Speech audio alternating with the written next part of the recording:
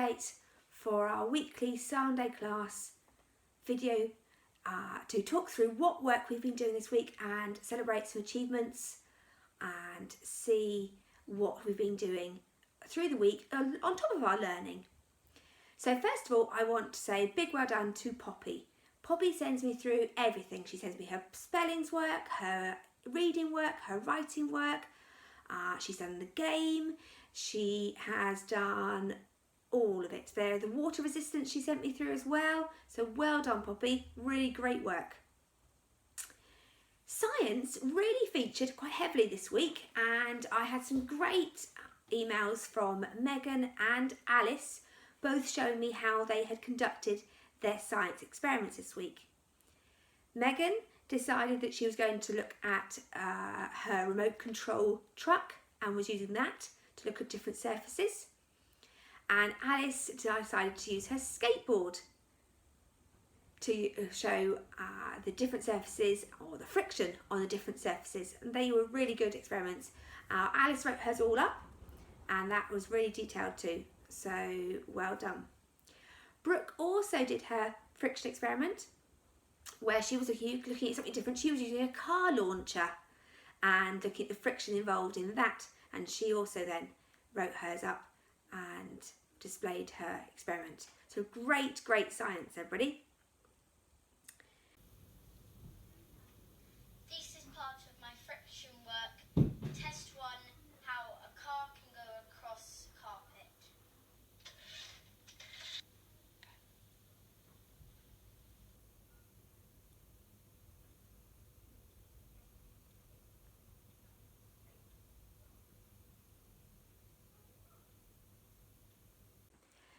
So somebody who's worked really hard on writing this week is Alice. So I wanted to read some of her story to you. She's done a really great job at home working on her language and her sentence skills, and this is what she produced. The horse chase, part 2. The girls ran quickly into the office and Isla rummaged around and found the instructions. The instructions read, number 1, roll the dice. Number 2, move the horseshoe counter that many spaces. Number 3, when you land on a horse, it will appear by a strike of lightning. Number 4, you have 50 seconds to catch the horse before it disappears. Number 5, you need to hide the horse and wait for instructions at the end of the game. The girls stood open-mouthed in shock for a moment until Holly suggested, "What are we waiting for? Let's play and see what happens." The girls nervously started playing the game. Holly rolled a 4 and moved her counter forward, landing on a new forest pony. With a clap of thunder, the girls ran outside to see the chestnut-coloured pony. Holly quickly grabbed the lead rope with seconds to spare before it disappeared. She led the horse behind the office and tied it to a fence, hoping no one would spot it whilst they continued the game. Now it was Ellie's turn to roll the dice. She rolled a 7, that's a Connemara, but she does not manage to catch it in time. "My turn," shouted Isla excitedly. She rolled a 1 and landed on a Dartmoor. Isla is angry. Ellie said, "Well, I'll go and catch it." Ellie caught it just in time. She led the pony with its full flowing mane and tail behind the office and left it next to the other New Forest pony. Holly then rolled again. This time she rolled a 10, which took her to the last square of the game. There was not a horse here. Instead, writing appeared. Now everybody has got a horse. You can compete against each other. The best rider wins. "I don't have a horse," shouted Isla angrily. "Roll again then," said Ellie. She did, and she landed on a 2 and got a Highland. She quickly and quietly grabbed the horse. She led the dapple grey carefully over to the other horses. All 3 girls gathered round and prepared to ride. Well done, Alice. Kyra then also sent me her work for her Marie Curie work, where she had done a beautiful picture and found out all about Marie Curie and her achievements. Great, Kyra, well done. Brooke sent me an email where she was talking about all the other things she's been doing. She was trying to make bath bombs this week. She's been on a variety of bike rides, and she's also busy looking after her guinea pig called Lily. We have 2 guinea pigs too. Our guinea pigs are called Nibbles and Honey.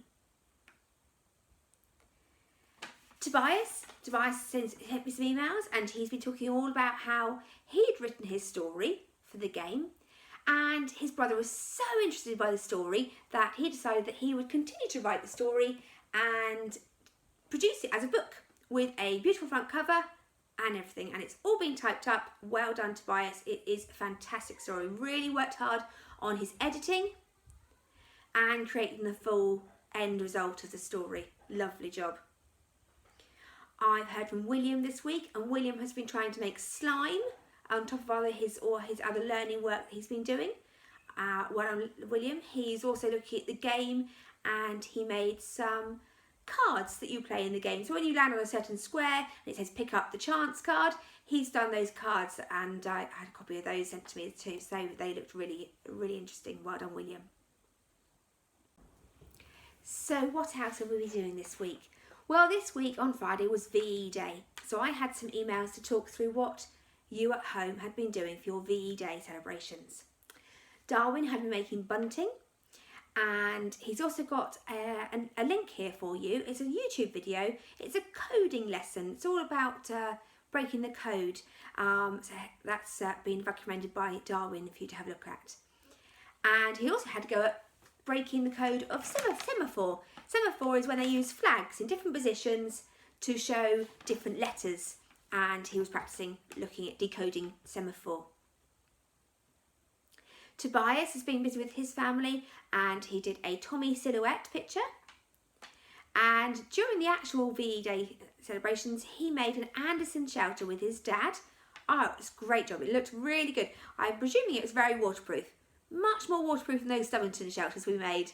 I remember pouring those water all over you. That was fun. Lots of you really busy making preparations for your VE Day when I was giving you a ring on Thursday. And I was listening to all the things you were preparing and doing. And in fact, one of my phone calls actually interrupted. And Bethan, I want to know how your cheese and chives scones tasted at the end. Were they a good result? Very much made my mouth water and made me think about what we were doing here. So on Friday, the 8th, Bank Holiday Friday, we had a very busy, illustrious baking morning where we baked lots of things, and we had our own street party on the driveway, myself and my girls, on the Friday to celebrate VE Day with our bunting that we had made as well.